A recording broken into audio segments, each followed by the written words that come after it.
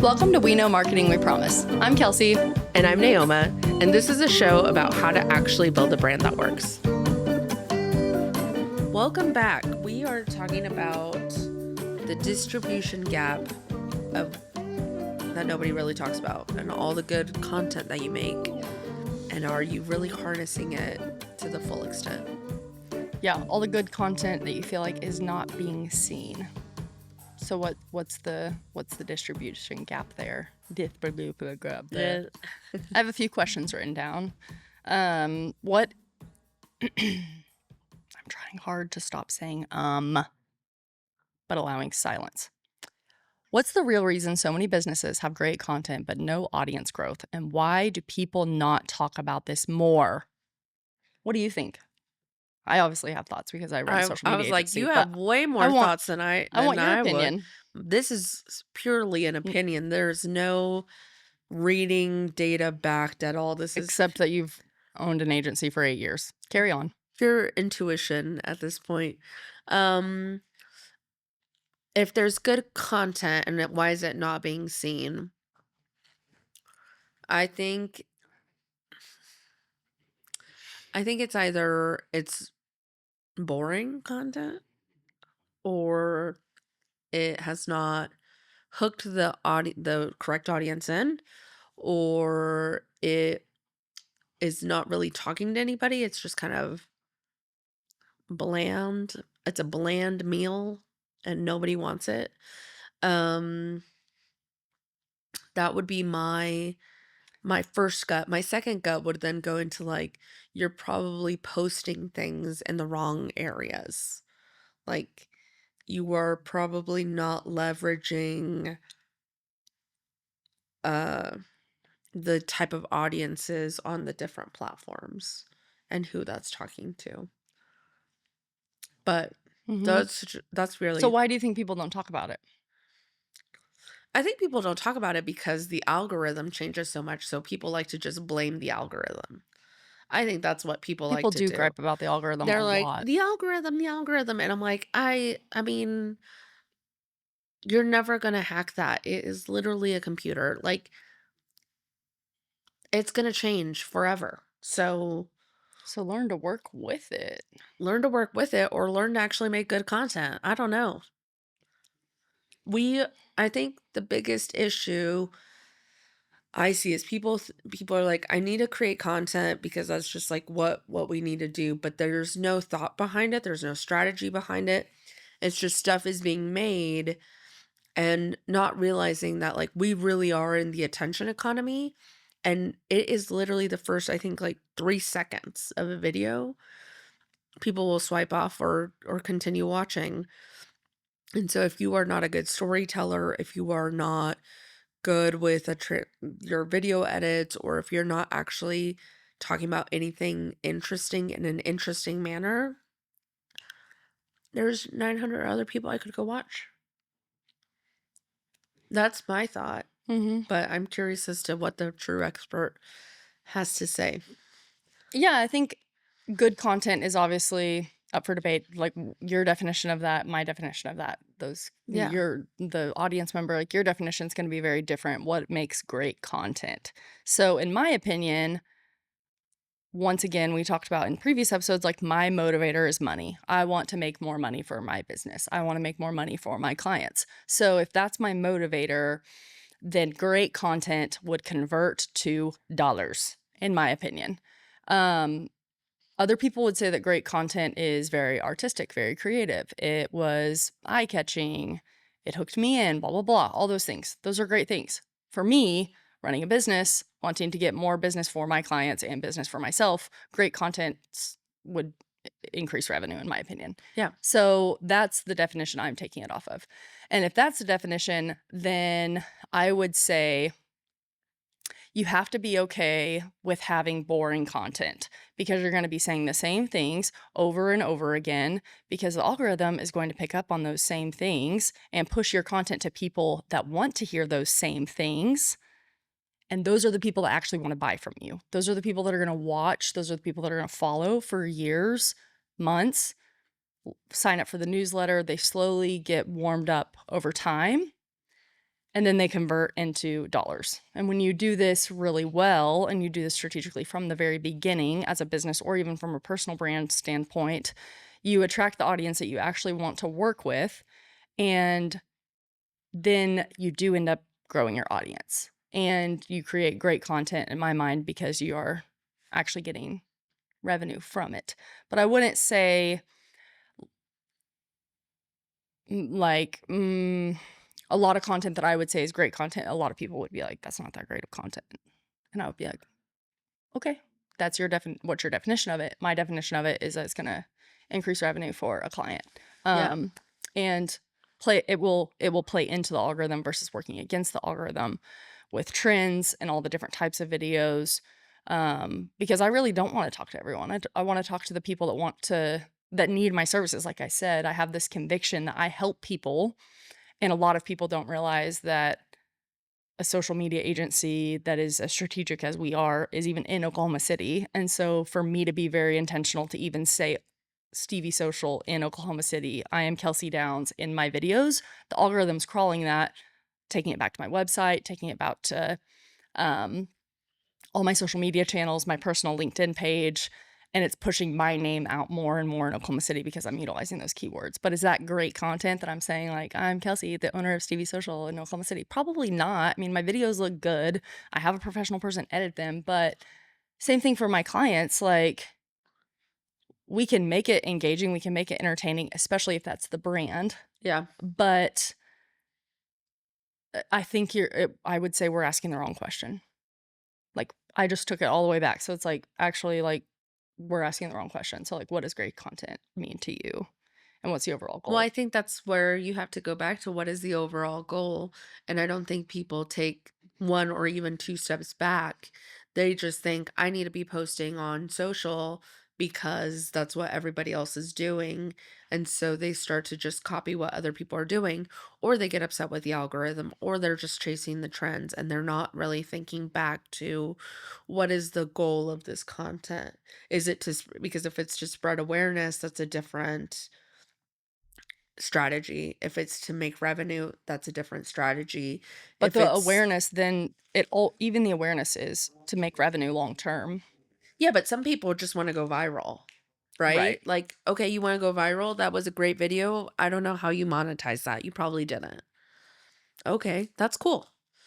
Cuz I think there's different things. Like if you're an influencer and you're a content creator, like you're making money off of the platforms, you probably have a different goal than what your clients have for their social. Yeah. Right? Yeah. Very different goals. They're trying to hit more views, more engagement because the platform is giving them money for that. Your client is just trying to get in front of the right eyes and get the right information to the right people so that then they can get a client, which can then be money. Yeah. And the influencer is trying to do the same thing because these influencers have like specific audiences that they want watching their content because then they can put that in their media kit and take it to businesses and product lines and that partner with influencers and then sell it. And so the more strategic they can be with their content, the better for their overall job as an influencer or as a content creator. Like if you are niching down and doing user generated content for beauty brands, and then you suddenly start doing food, you throw the algorithm completely Yeah. off, and then you lose all the beauty brands that were previously like not following the account but getting hit with your content on the discovery page or the explore page. Hmm. And so even with the influencers, they blow up and then they have this hard time maintaining that like growth. But the ones that I've seen do so well over the years have multiple, like they either start a different company, so they have another brand. I mean, Alex Earl is a great example of this. She went viral on TikTok because she did get ready with me videos. She was very, very specific though to continue to do these get ready with me videos where she would talk about her nights out and how hungover she is. And she was just very authentic and real. And you almost feel like you're on FaceTime with a friend. And then from there, she did multiple other things. She ended up going on Dancing with the Stars this last year, and then she just launched a new skincare brand and went on Jimmy Fallon last night. And it's so funny because this is just so she posted the launch video with some like trendy Cardi B audio and not the actual audio that was meant to be on the video. And she posted it and it went live and her like team was like, dude, you like posted the video and it has a Cardi B song. This is not the song that was on the video. But that's so Alex Earl, and she's just being who she is. And people are very naturally attracted to her. And she's beautiful, all those things, obviously. But she still has a very niche audience. There's a lot of people that don't like Alex Earl. Majority of the world, though, I would say, does like her because she's personable and all those things. So then she has a larger audience and she can get better brand deals. But I mean, she blew up so fast. And I think then she started working with an agency that has really helped her strategically, like, go in all these places. And the way they launched the skincare brand was incredible. Like, created an Instagram page, what the F is Alex doing? And that like was going viral around Instagram. And then she had the skincare brand page already created, and 450,000 people were following it because of the what the F is Alex doing. And then she sent puzzle pieces to everyone, and they like showed up in New York City and put them all on this like wall and put the puzzle together, and it was like a picture of her with all the skincare stuff. And then she went on Jimmy Fallon that night with the skincare.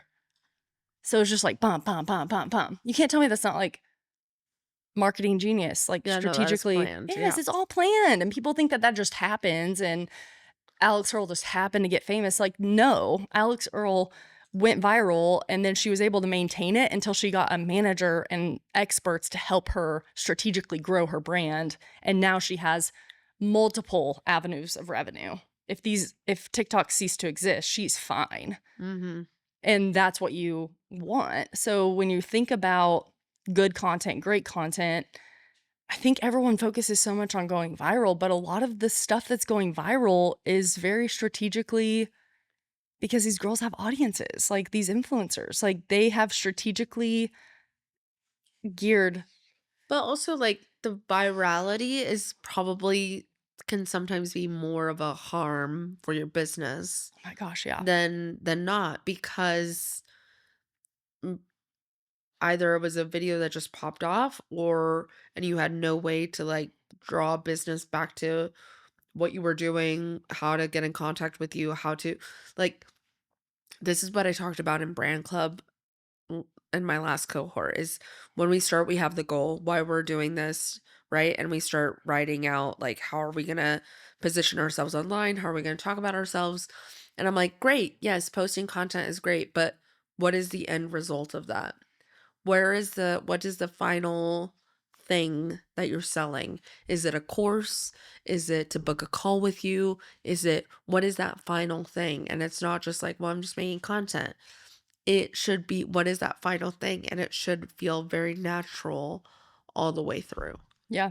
Yeah. For people to And I reach think a out lot of and, people forget that back end piece. yeah, of like what is the actual offer? A strategy session, a partnership for 12 months. Yeah. Yeah. Yeah. And forget to talk about it because it's like, well, if what I'm posting attracts someone, surely they'll reach out. And it's like, not No. without really a call to action at some point. Like, you don't need to put call to actions in every piece of your content, but there are many times I put in there, like, I'm opening up a couple more spots for strategy sessions this month. I have here's my booking link and people can book a discovery call. Or I mean, one of the ways to check if your content is good and actually working, if your goal is revenue, what kind of DMs are you getting on LinkedIn if you've been posting your personal brand for a long time? Like, I've had 2 or 3 people in the last month that have cold messaged me and said, "Hey, I'm not sure if we're ready for a strategy, but I think we are. I have more questions." And I've either like gone back and forth with them on LinkedIn or gotten on a call with them. And they know that my next step is a strategy session, which I was honestly shocked because I went and audited my content after that and I was like, I don't know how much I talk about like what we actually do in a strategy session and how to book a strategy session. Like, that's the next action step for my business, but I think we're afraid to kind of put that in there, you know? Why? I don't know, because it can sometimes feel unnatural. It's like, okay, I talk about this, this, and this on this post, and now I'm asking them to book a call, or now I'm asking them to like work with me. And that's where I struggle with the same thing my business coach was saying. Well, like if you add value to them and you're not just like a con artist, then why would you not want them to book a call with you? Or why would you not ask them to do that? Or why would you not give them the opportunity to?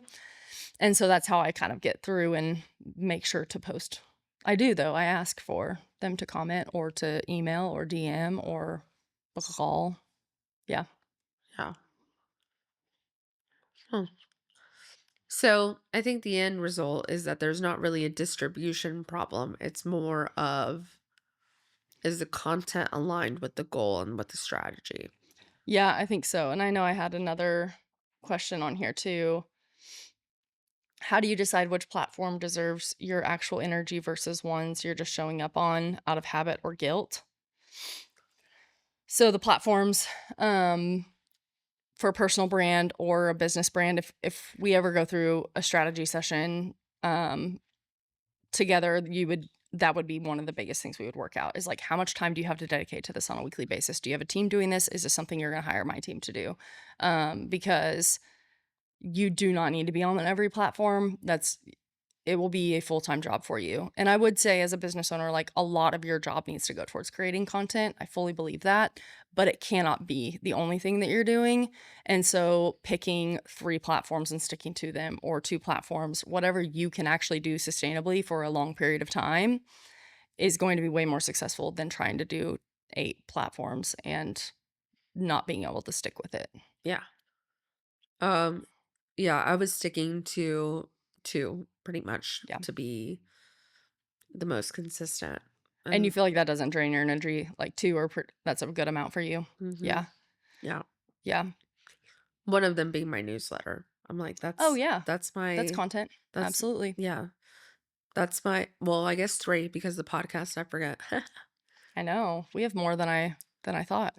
But we also have systems and processes in place that keep like, we have a lot of content because you write newsletters every week. I write newsletters every week. We do the podcast. We both have our agencies. We both have our personal brands. Like, we have 4 different ways to Channels. pull content. So when I'm writing stuff on LinkedIn, I'm also sharing Stevie stuff and We Know Marketing stuff, and Mhm. my own personal stuff as well. Yeah. Um, and I think that's been really helpful with just building credibility over the last year because I can finally say we've been doing this a year. Yeah. I will yeah, I will say I've also been a little bit more strategic on the platforms that I go on. Not just like LinkedIn, but also if I'm interviewed on a podcast or that sort of thing, what is it still in the alignment of the strategy and my overall goal? Like it would be weird if I went on a podcast that was talking about like cooking. I would be, I mean, people Yeah. would be like, what the hell is Naoma doing here? I'd also be asking the same thing. Um, but I think a lot of people want to try a lot of things, and so I think sticking to the things that you want to be known for is important. I Yeah. think that was part of that should have gone into last week's episode. It's fine.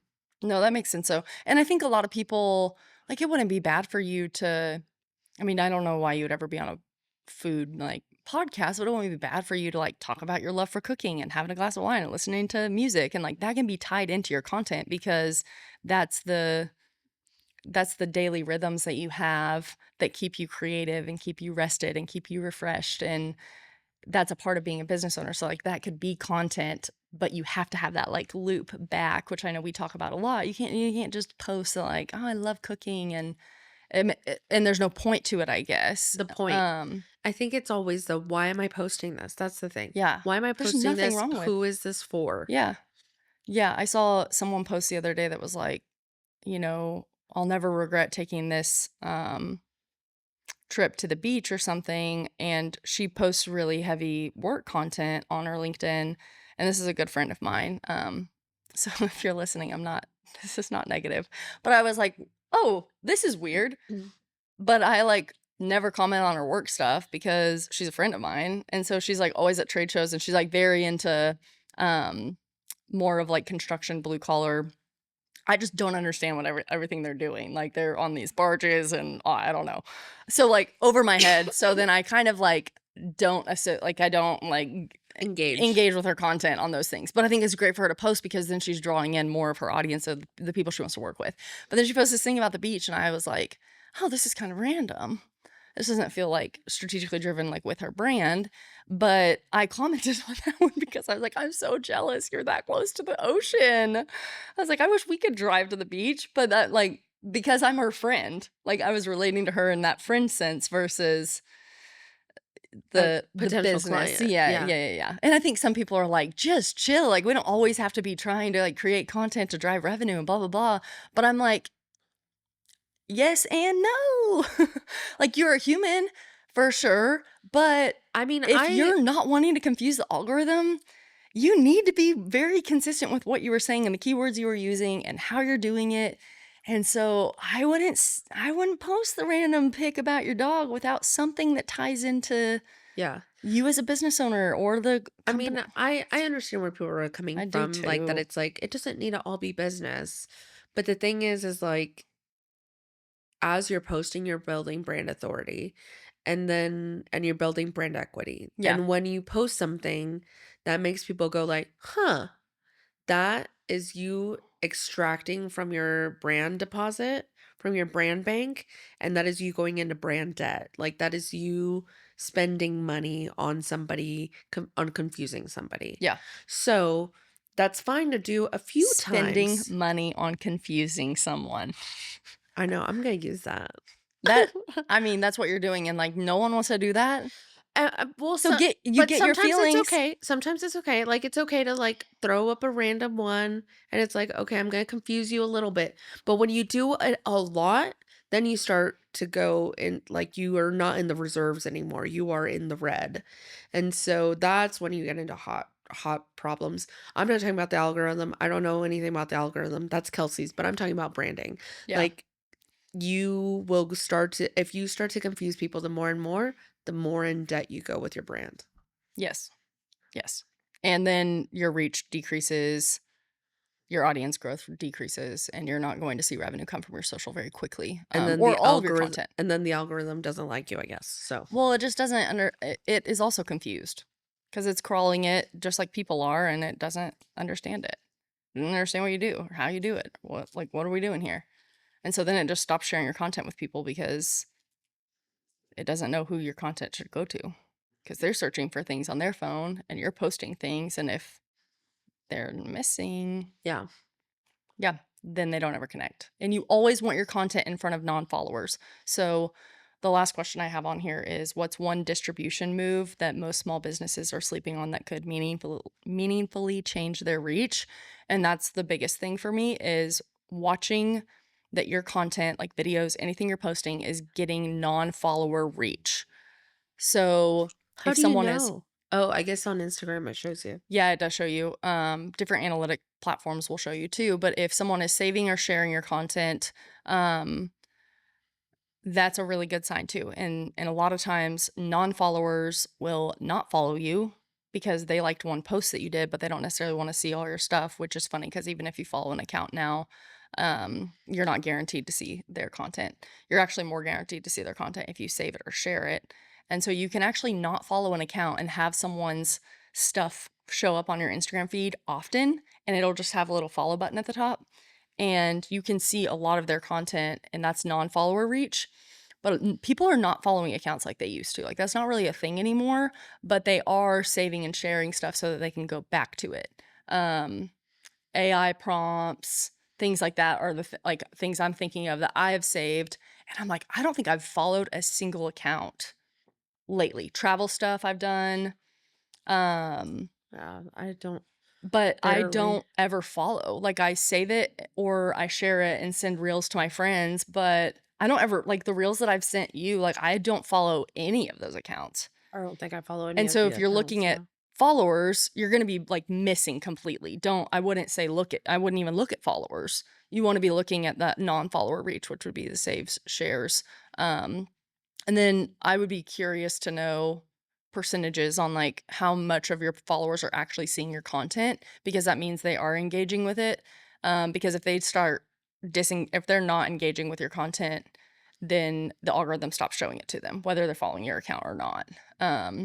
So those are the things I would say to increase your reach. Get your non-follower impressions up and saves and shares. Get bite-sized things that people can digest, or that they want to come back to read the entire carousel of. Or yeah, I would say that would be the kind of thing people are sleeping on. And I think people are also so focused on one format, whether it's writing or video or carousels or whatever, and there's different things that you're talking about that need to be in a video, and there's different things that should not be in a video. They should be in a carousel, or they should be in a long form post. They should be with a photo. But some people will put a topic that is they'll make a video about it. I'm like, I think that would have done so much better as a carousel, with like it broken down into 5 things versus all of these little areas that you went after. And so be really intentional with posting different types of formats also. Video, photos, carousels for Instagram. And then with LinkedIn, you want to be posting articles. You want to be sharing photos. You want to do long form. You want to do long form written content, short form written content. You want to post, repost things, comment on people's stuff. Oh. Those are the primary things you want to do on LinkedIn to get your non-follower reach up. But LinkedIn's the same way. Like, you really want you want your name coming up on someone's page that they have not yet connected with you or not followed. The suggested for you. Yes. Yeah. I get a lot of those, Absolutely. and they're usually pretty on par for what I know. I'm looking for. I know, same. So that would be the thing I would say people are sleeping on, is like actually testing out all of the different types of formats, and be okay with messing up and not doing it perfectly. Like, your first video that you post isn't going to be exceptional, and that's okay. But if you're basing it on a strategy and everything's going back through, that source of truth, and that's the lens for what you're doing, it will do good things for your business, even if it might not like hit your standards of being a good piece of content. Well, I also think I think people get so obsessed with the analytics so quickly. Yeah. Right? So I would say, if you're just now starting to post content or build your personal brand, don't harp too much on the analytics for the first month or 2, until you really start to build a habit of posting. And then you can come back and look at the analytics and say, okay, this is why this did well, this is why it didn't, whatever. But if you get disheartened by the analytics after 2 posts, that's Yeah. you're in trial era Yeah, right and I now. wouldn't recommend, in the beginning stages especially, don't nitpick one post. Like, look at it as a whole, stick with it. It takes a long time with organic posting. It does. It takes a long time. And so stick with it, and then audit and see what your messaging looks like. Run it through ChatGPT, screenshot every post that you've done, see if the messaging is aligned with where that source of truth document is going and where your overall goal is and why you're doing this. And if it's not, tweak it and kind of get back on track. But I wouldn't do that more than once every 90 days. Like, you don't need to get in and nitpick every single post. Let it tell a story. Let it speak over time, and you'll be a lot more impressed. And just keep working. Don't obsess about content. Do your content and then do your job. Just go back to your work. Yeah. And don't obsess over it, because it's not worth it. So, okay. See you guys next time. Bye. And that's a wrap on this episode. If you found this helpful, hit subscribe, leave a review, or share it with a friend.